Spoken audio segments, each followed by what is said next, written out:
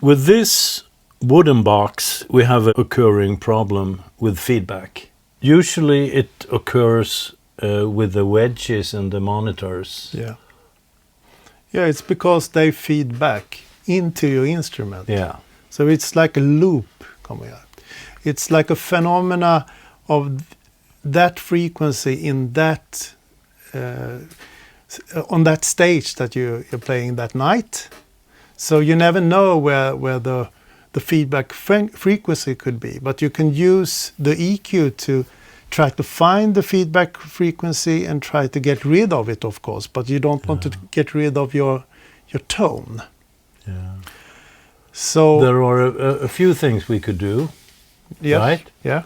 One of them is that we send the microphone to front of house. Yeah.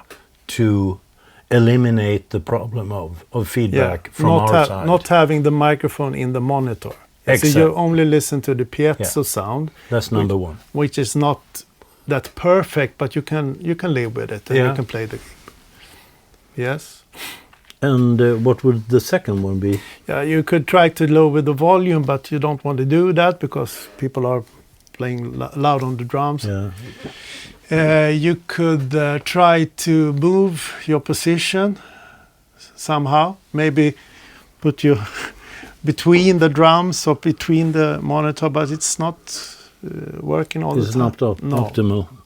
No. But then if you're lucky, you can use the phase switch here, or the front of house is using their phase switch on the mixing console. Yeah. And we will say that that's not only EBS, it goes for any preamp, that has a phase switch. Yeah. So what I'm trying to simulate now is that I turned up your bass really loud. It's really loud now, and the phase is actually on now, I think. Yeah. So if I flip the phase here, we should hear some howling building up. And when I flip it back, it goes away. It's the distance and the frequencies between that speaker there and your instrument here that we cancel out that frequency. With actually. Phase shift. Yeah. We flip the phase. But this is just to show you how convenient it can be if it's in the bass region. Try it again. Here it builds up. Here it goes away. The sound that the audience hear is the same sound because they hear your bass.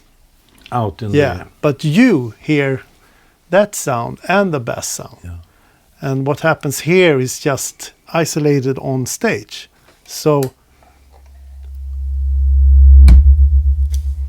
that's one way to do it. Yeah. Interesting. We have a few solutions. We have the physical solutions, and we have actually a mechanical solution as well. Yeah, it's it's physical also because you're changing it's the same wailing, but the start of the wailing. Yeah. So, but this is not a new thing. It's very common for PA engineers to find. They try to find the right EQ setting or the right frequency and try to cancel out that frequency. Yeah. But this is what you do is actually it's a kind of very, very short delay because you're changing the balance between the monitor and your instrument.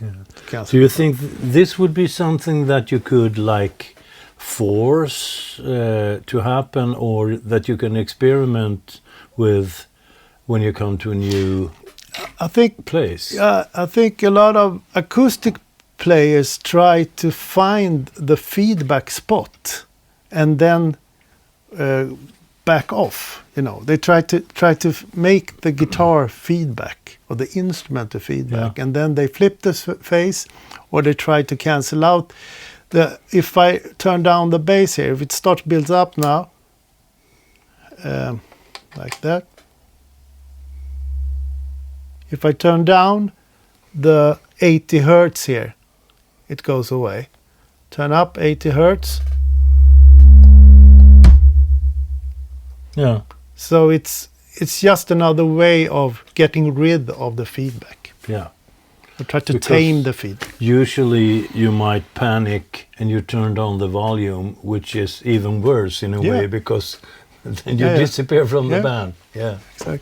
So that was a small little tip, or actually there were 3 tips of how to get rid of feedback and to avoid it with this fantastic instrument, but it's a beast.